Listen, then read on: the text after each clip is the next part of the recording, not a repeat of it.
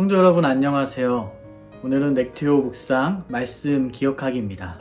우리가 들었던 말씀은 마태복음 5장 3절 심령이 가난한 사람입니다. 가난에 대한 두 가지 단상이 있습니다. 첫 번째는 경제적인 가난입니다. 대한민국은 6.25 전쟁 이후 가난한 시간을 보냈습니다.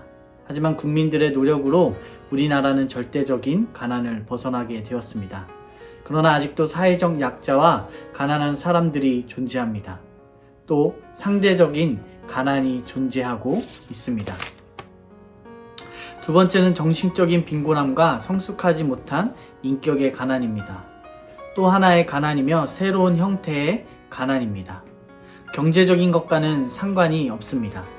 상대방을 이해하고 공감할 줄 모르는 것입니다. 이러한 모습은 우리에게도 있습니다.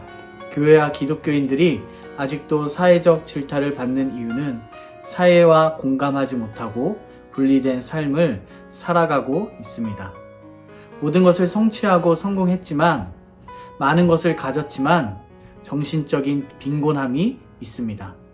심령이 가난한 것과는 전혀 반대의 가난한 것임을 우리는 깨달아야 합니다. 심령이 가난한 사람은 누구일까요? 하나님은 세상에 힘없는 약자들을 긍휼히 여기십니다. 그러나 그런 사람만이 아닌 모든 사람을 긍휼히 여기시는 분이 바로 예수님입니다. 오늘 말씀에 심령이 가난한 자는 그 시대의 상황을 잘 이해해야 합니다. 예수님이 말씀하시던 시절의 상황은 모든 사람들이 대부분 가난했습니다.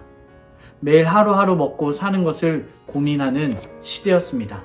그런데 그런 가난한 사람들에게는 특징이 있었습니다. 가난했지만 따뜻한 마음이 있었습니다. 마음이 겸손하며 하나님의 은혜를 사모하는 사람입니다.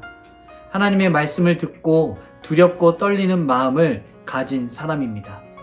하나님 말씀 앞에 순수함과 신실함이 있는 사람입니다. 또 절박한 마음이 있습니다. 이런 사람, 이런 마음을 가진 자가 복받는 자입니다. 이런 마음이 없다면 하나님은 교회와 공동체, 그리고 나를 사용하지 않으십니다. 우리는 어떤 마음을 가졌는지 나를 돌아보아야 합니다.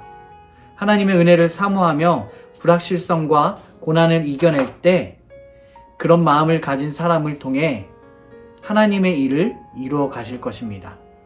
두 번째는 일상의 작은 조건들을 감사하고 하나님을 신뢰하는 사람입니다. 사람은 본질 자체가 가난입니다. 태어날 때 가져온 것도 없고 죽을 때 가지고 갈 것도 없습니다. 닉 부이치치라는 사람이 있습니다. 남들이 다 가진 팔다리가 없는 사람입니다. 자신의 삶을 비관하고 죽으려고 할 때 그는 하나님의 은혜를 깨닫고 감사했습니다. 불평하는 것이 아니라 감사하고 하나님을 신뢰할 때 그 마음을 통해 세상에 희망 없는 곳에 나를 통해 위로하심을 알게 되는 것입니다.